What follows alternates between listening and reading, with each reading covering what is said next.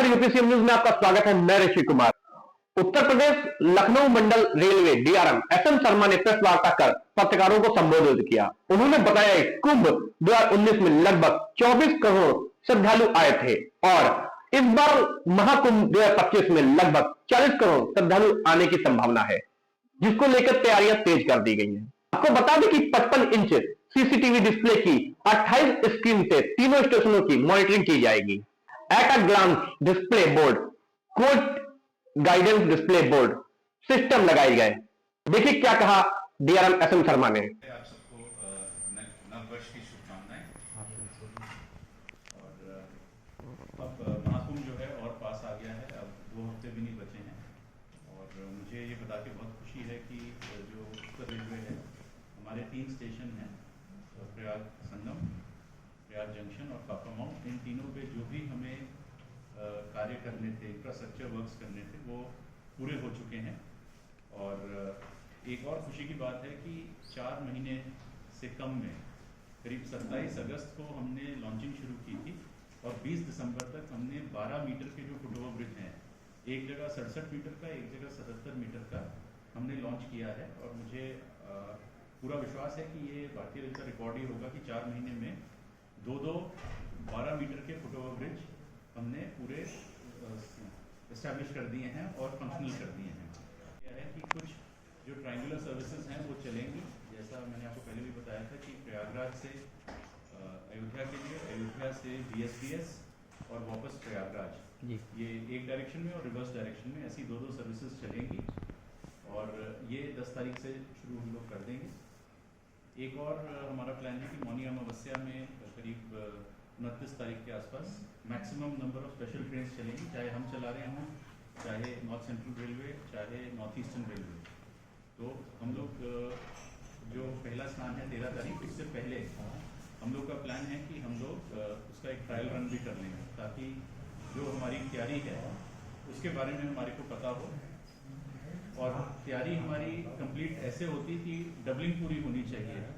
तो मैं एक और आपको खुशी की बात बताना चाहूँगा कि 4 तारीख को सीआरएस महोदय आएंगे और इंस्पेक्शन किया जाएगा। जो 32 किलोमीटर का सेक्शन अभी सिंगल लाइन है, उगरसेन फोर्ट से लेके फाफामाऊ तक, इसकी डबलिंग पूरी हो जाएगी। आज की डेट में अगर मैं बात करूँ तो 6 स्टेशन ऐसे हैं जहाँ पे हमारा नॉन इंटरलॉकिंग का काम चल रहा है। सो ये मेन यहाँ पे है। और एक अयोध्या कैंट में रीमॉडलिंग का काम चल रहा है। आप जानते हैं कि धाम की तरफ से 2 लाइन आती थी और यहाँ 1 लाइन बन जाती थी, फिर जाके 2 लाइन बनती थी। तो एक चिकन नेक जैसे रेलवे की टर्मिनोलॉजी में कहते हैं, वो था। तो अब रीमॉडलिंग के बाद वो ठीक हो जाएगा, कुछ हमें एडिशनल लाइनें मिलेंगी। वहाँ पे भी जो 4 और 5 नंबर प्लेटफॉर्म था, उसमें सिर्फ मेमू का पूरा रेक आता था। तो अब वो फुल लेंथ हमें 22 गाड़ी का जो हमारा लोड होगा, 22 से 24 गाड़ी का, 22 एलएचपी या 24 आईसीएफ, उतने के लिए हमारे को ये प्लेटफॉर्म मिलेंगे। और इनका हम पूरी तरह उपयोग करेंगे, क्योंकि काफ़ी सारे श्रद्धालु जो हैं वो प्रयाग साइड से अयोध्या आना चाहेंगे और अयोध्या से प्रयाग आना चाहेंगे। तो ये प्लेटफॉर्म्स जो हैं ये वहाँ पे भी उपयोग में आएंगे।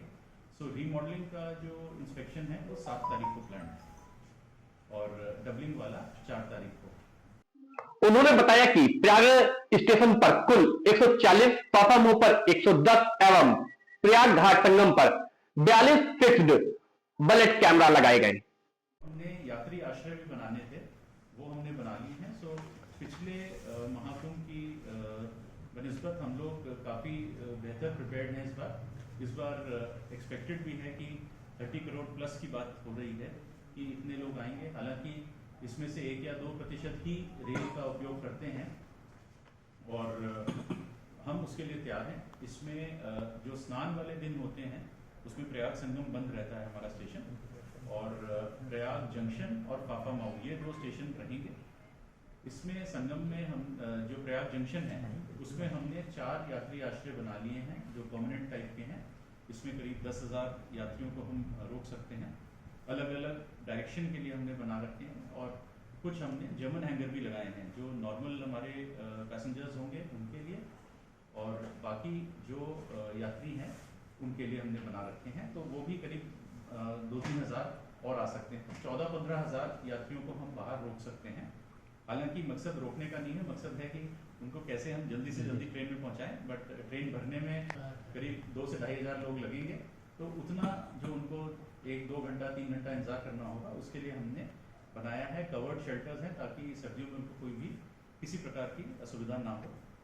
इसमें एक चीज़ और कोडिंग कर दी गई है, जैसे पीला रंग है वो वाराणसी और जौनपुर के लिए जो यात्री जाना चाहेंगे, तो अगर वो थोड़े कम पढ़े लिखे भी हैं, उनको बस ये समझ में आना चाहिए कि पीले वाले हमारे को यात्री आश्रम में जाना है, तो वो उधर चले जाएंगे। जो हरा है वो लखनऊ और कानपुर की ओर जाना चाहेंगे, और नीला जो है वो अयोध्या वाला है, सो अयोध्या के लिए। तो इस तरीके से हमने 3 कलर स्कीम्स बना रखी हैं वहाँ पे, और उसके साथ हमारे वॉलंटियर्स होंगे, हमारे कमर्शियल और आरपीएफ के पूरे साथी होंगे, वो लोग उनको गाइड करेंगे। Saint John's Ambulance, scout and guide, transport वाले जो वॉलंटियर्स हैं, ये सब होंगे।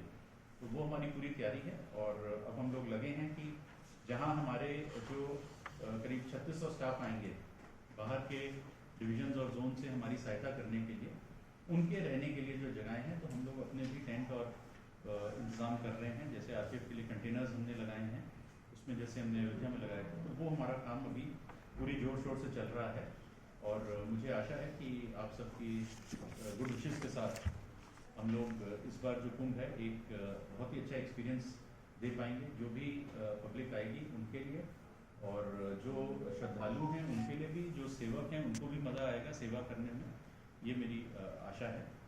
सो इसमें बाकी जो हैं डिजिटल साइनेजेस जो हैं वो हमने लगा दिए हैं। यदि आप प्रयाग की बिल्डिंग देखें, करीब 45 मीटर की बिल्डिंग है, उसमें बहुत ही अच्छा डोम भी बनाया है, तो ये काफ़ी वर्ल्ड क्लास है। और मैं ये कहूँ कि जो वो प्रयाग पापामाऊ का इलाका है, उसके लिए ये एक जैसे होता है ना टूरिस्ट डेस्टिनेशन टाइप, वैसे बन गए हैं, क्योंकि इतनी सारी पब्लिक आके इनको देख रही थी, तो बड़ा अच्छा लगता है कि रेलवे ने इतना अच्छा काम किया है। पापामाऊ में भी करीब 110 मीटर की बिल्डिंग है, और उसमें ऑलरेडी वेटिंग रूम और जो रेस्टोरेंट है वो चालू किया गया है कि खान पान के लिए कुछ होना चाहिए। बाकी हम लोग टेम्प्रेरी स्टॉल्स भी लगा रहे हैं, जिससे जो जितने भी हमारे यात्री आश्रय हैं, वहाँ पे जो यात्री आएंगे उनको प्रॉब्लम ना हो। सो टॉयलेट्स रहेंगे, पानी पीने की और हाथ मुंह धोने के लिए व्यवस्था रहेगी, और कुछ खान पान के लिए जो ऑन पेमेंट को ले सकते हैं। लखनऊ मंडल की ओर से D-Day 2, D+2 48 मेला स्पेशल ट्रेनें चलाई जाएंगी, और आवश्यकता होने पे और भी अधिक ट्रेनें चलाई जा सकती हैं। हमारे बहुत सारे हम 80M काउंटर्स लगा रहे हैं, जिसपे हमारे जो सहयोगी हैं, टिकट मित्राज हैं, वो भी रहेंगे। हमारा खुद का स्टाफ है, और वो हैंडल टर्मिनल्स लेके जो मोबाइल UTS है वो सुविधा भी वहाँ पे रहेगी, तो उसको लेके भी वो टिकट सेल्स करने में उनकी सहायता करेंगे। इसमें हमने यात्री आश्रम में ये कर रखा है कि थोड़ा सा एरिया जो है वो हमने निर्धारित किया है सीनियर सिटीजन और महिलाओं के लिए, बच्चों के लिए, ताकि उनको किसी भी प्रकार की प्रॉब्लम ना आए, और हम उनको प्रायोरिटी पे अंदर भेज सकें। और मेडिकल की भी सुविधाएं हमने रखी हैं दोनों स्टेशनों पे, ऑल्दो एम्बुलेंसेस भी रहेंगी, और लोकल जितने अस्पताल हैं उनसे टाई अप किया है। बट एक हमने जो प्राइमरी हेल्थ यूनिट है वो हमने स्थापित कर लिया है प्रयाग में, और वहाँ पे राउंड द क्लॉक डॉक्टर्स होंगे प्रयाग, क्योंकि वहाँ हम एक्सपेक्ट करते हैं मैक्सिमम भीड़ रहेगी, तो दोनों एंड पे रहेंगे। जो प्रयाग संगम है उसमें हमारा जो फर्स्ट एड बूथ्स हैं वो चलेंगे हर जगह, और वहाँ पे भी डॉक्टर होंगे। और साथ ही ऐसे पापामाऊ में वहाँ सेकेंड एंट्री की नई बिल्डिंग बनी है, उसमें हम लोग एक छोटा सा 2-3 बेड का हेल्थ यूनिट रखेंगे, और डॉक्टर्स हमारे रहेंगे। तो मुझे आशा है कि हम लोग सक्सेसफुली करेंगे। मुझे पूरा विश्वास है, आशा क्या विश्वास है कि हमारी पूरी टीम है, they will rise to the occasion, और अच्छे से अच्छा जो महाकुंभ है उसके लिए हमारा पूरा प्रयास रहेगा। पिछले 1 साल में 7 वंदे भारत ट्रेनें हैं जो चालू हुई हैं, जो हमारे लखनऊ मंडल के थ्रू जा रही हैं या टर्मिनेट कर रही हैं, और 4 दूसरी गाड़ियां हैं जो नई चालू हुई थी। 13 गाड़ियां ऐसी हैं जो लखनऊ मंडल के थ्रू जा रही थी, उनको एक्सटेंड किया गया है। वो भी लिस्ट है इंडिविजुअल, मैं आपको दे दूंगा। और ऑफ कोर्स आपने बड़े हर्षोल्लास के साथ लखनऊ मेल की वापसी के बारे में छापा था, तो लखनऊ मेल वापस आ गई है, और मुझे बहुत खुशी है कि हमने अब उसमें 23 कोच कर दिए हैं।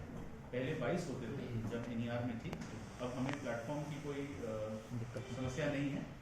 सो कुछ बरेली में और हापुड़ में प्रॉब्लम थी, वो भी मुरादाबाद मंडल ने बहुत सहयोग किया। 23 हो गए हैं और हम लोग लगेंगे कि 24 हो सकें, बिकॉज लखनऊ मेल और प्रयागराज एक्सप्रेस इन दोनों को 24 की अप्रूवल मिली हुई है हमारे मंत्रालय से।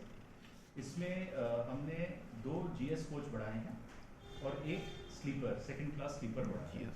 और मुझे बहुत खुशी होती है, मैंने कई बार देखा वहाँ पे, तो यात्री बहुत खुश हैं और आराम से आप लास्ट मिनट पे भी अगर ट्रेन में ट्रैवल करना चाहें, आपको टिकट और सीट मिल जा रही है। हालांकि हमारी ट्रेन वैसे फुल है पूरी, और जो हमारी दूसरी 24-29 है वो भी फुल जा रही है। सो लखनऊ से दिल्ली के लिए मुझे आशा है कि मैक्सिमम जो है वो लोगों को हम जो उनकी रिक्वायरमेंट है हम पूरी कर पाएंगे इससे। और प्लेटफॉर्म 1 से चल रही है तो कोई भी हम समस्या नहीं आने दे रहे। डीआरएम एसएम शर्मा ने बताया कि प्रयागराज स्टेशन से मौनी अमावस्या स्नान पर 26 ट्रेनें स्पेशल चलाई जाएंगी।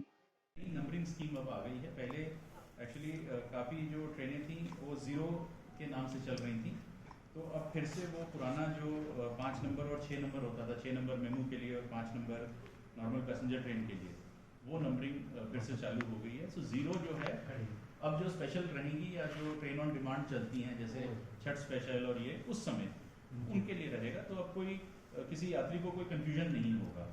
सो एक ये अच्छी बात है। 17 मेमू भी रेगुलराइज हुई हैं, तो वो नॉर्मल 6 नंबर का उनका चालू हो गया है। 4 गाड़ियों के रूट डाइवर्ट हुए हैं और ये हमने ही कराए थे, क्योंकि जो लखनऊ मंडल में समस्या है वो ये थी कि पंक्चुअलिटी के उस पर लखनऊ और जो हमारा वाराणसी कैंट है इन पे गाड़ियाँ काफ़ी फिरती थी, और बनारस कैंट में तो ये था कि 4-5 गाड़ियों का रिवर्सल होता था। आएंगी मुगलसराय साइड से, DDU से, बनारस से रिवर्स होके सिटी होके औड़िहार चली गई। तो हम लोगों ने यही प्रपोज किया था कि रिवर्सल करने में 25-30 मिनट लगते थे और फिर फंस जाती थी गाड़ी, तो उसको हम जौनपुर होके औड़िहार भेजते हैं, तो वो अप्रूव हो गया है। तो उससे रिवर्सल हमारा बचेगा, तो उनकी पंक्चुअलिटी भी अच्छी हो जाएगी और बाकी गाड़ियों पे भी जो विपरीत असर पड़ता था पंक्चुअलिटी पे वो भी नहीं पड़ेगा। तो ये बहुत अच्छा एक काम हुआ है 4 गाड़ियों का, इसीलिए जो रिवर्सल के तौर पे ये जो डाइवर्जन था वो किया गया है। और 27 ट्रेनें ऐसी हैं जिनको स्पीड अप किया गया है इस टाइम टेबल में, ये बहुत ही अच्छी बात है। तो मैं यही कहूँगा कि जो डबलिंग हुई है उसका फ़ायदा वो यात्रियों तक पहुँचाने के लिए हमारा पूरा प्रयास रहा है। और ये गाड़ियाँ करीब कोई 5 मिनट से लेकर 55 मिनट तक स्पीड अप की गई हैं। इसमें मैं 55 मिनट वाली बताऊं, जो 4206 है जो अयोध्या जाती है उसको करीब 55 मिनट हमने अपनी डिवीजन में ही स्पीड अप कर दिया है। सो ये इसके मुख्य वो D से D+2 के बीच में रहती है, मतलब जिस दिन स्नान है और उससे 2 दिन आगे तक, क्योंकि स्नान से पहले धीरे धीरे लोग हर गाड़ी से आ जाते हैं, बट वापस जब जाना है तो भीड़ जाती है। तो पिछले कुंभ में भी हमने देखा था और उससे पहले 2013 वाले में भी, कि जिस दिन स्नान का दिन है उस दिन मैक्सिमम लोग वापस जाने की प्रयास करते हैं। तो जो 22 गाड़ी मैंने ली थी वो D वाले दिन थी। D+1 में 16 चलेंगी और D+2 में 10 गाड़ियाँ एडिशनल जो हम प्लान करके चलाएंगे। मतलब D+2 में 26 हो जाएंगी टोटल 48 गाड़ियाँ 3 दिनों में 48 चलेंगी। 48, 22, 16 और 10 जी। तो ये अब इसकी जो डायरेक्शंस हैं अभी तक जो है कि लास्ट कुंभ में भी जो हमने देखा था करीब 70% गाड़ियाँ अयोध्या की तरफ चली थी और बाकी 20 से 25% लखनऊ की ओर, 20% लखनऊ और 7-8% जौनपुर, बाकी 2-4 गाड़ियाँ बनारस इसलिए कम है क्योंकि बनारस का सारा रोड जूसी से नॉर्थ ईस्टर्न रेलवे लेके जाएगा, वो अपने आप कोई 30-40 गाड़ियाँ चला रहे हैं बनारस के लिए, तो उसमें कोई प्रॉब्लम नहीं आएगी। और 2 जो मैंने बताया आपको सर्कुलर वाली चलेंगी तो उसमें लीड आएगी, प्लस वहाँ से ऑलरेडी कोई हमारी 20-21 गाड़ियाँ हैं जो रेगुलर गाड़ियाँ चल रही हैं जो प्रयाग संगम से या प्रयागराज से आती हैं, तो वो भी काफ़ी बनारस, अयोध्या और लखनऊ जाती हैं, तो वो भी अवेलेबल रहेंगी लोगों को, तो वो अपार्ट फ्रॉम वो रहेंगी। ठीक है। दूसरा आपने कहा कि जो आपने सेफ्टी कंसर्न की बात की जो महिलाओं के लिए, तो इसमें मैं आपको बताऊं जो हमारे 3 स्टेशन हैं उस पर हम लोग 300 कैमरा लगा रहे हैं ओके और उसमें से करीब 25-30 कैमरे ऐसे हैं जो फेस रिकॉग्निशन वाले हैं। तो उस AI बेस AI बेस तो नहीं है, FRS कैमरास हैं, ठीक है। उसका ये फायदा है कि जो और उसमें हम लोग जो डेटा है वो स्टेट पुलिस के साथ हम भी शेयर करेंगे, वो हमारे साथ करेंगे। तो वो डेटा में जिनका जो नामी लोग हैं उनका डेटा जब आ जाएगा तो वो उसका फेस रिकॉग्नाइज कर लेगा। तो वो समस्या जो आप बता रहे थे वो नहीं होगी। और हमने इसका कहाँ लगने चाहिए कैमरा, अब ये दूसरा सवाल होगा। तो उसमें जो हमारी सिक्योरिटी टीम है RPF की, उन्होंने कमर्शियल ने मिलके जो हमारे सिग्नल और टेलीकॉम विभाग के अधिकारी हैं उनके साथ ज्वाइंट किया था, ताकि कोई भी ऐसा इलाका ना हो जो ग्रे एरिया रह जाए जहाँ पे हम देखें। तो वो पूरा हमने कवर करने की कोशिश की है, खासकर जो एंट्रेंस एग्जिट हैं वहाँ पे कवर करने की कोशिश की है और उससे हम लोग ले लेंगे। और ये डेटा जो है हमारा राउंड द क्लॉक मॉनिटरिंग होगी। हमारा एक ICC कंट्रोल रूम बना है जो प्रयाग जंक्शन में बना है, तो उसमें ये 300 कैमरे का फीड होगा और वहाँ पे 4 से 5 RPF के सिपाही राउंड द क्लॉक मॉनिटरिंग करेंगे। ये फीड जो है एक सेंट्रलाइज कंट्रोल बना है इलाहाबाद में, प्रयागराज में, जिसमें तीनों रेलवे का फीड आएगा, वहाँ पे भी मॉनिटरिंग होगी। ये फीड जो है हम स्टेट गवर्नमेंट से भी शेयर करेंगे। मतलब